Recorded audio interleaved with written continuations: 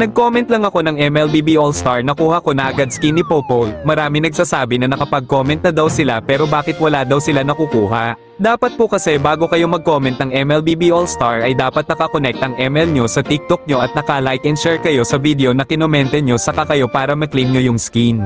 Marami kasi comment ng comment lang pero hindi naman sinusunod ano dapat gawin. Subukan nyo na guys, hanggat gumagana pa wala naman mawawala sa inyo kung susubukan nyo.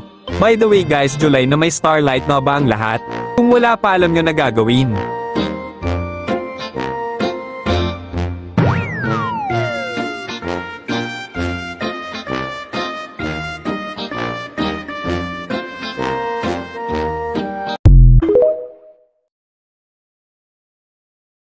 Nag-comment lang ako ng MLBB All-Star, nakuha ko na agad skin ni Popol. Marami nagsasabi na nakapag-comment na daw sila pero bakit wala daw sila nakukuha. Dapat po kasi bago kayo mag-comment ng MLBB All-Star ay dapat nakakonect ang ML nyo sa TikTok nyo at naka-like and share kayo sa video na kinomente nyo saka kayo para ma-claim nyo yung skin.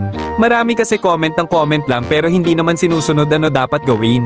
Subukan nyo na guys, hanggat gumagana pa wala naman mawawala sa inyo kung susubukan nyo. By the way guys, July na may Starlight na ba ang lahat? Kung wala pa alam nyo na gagawin.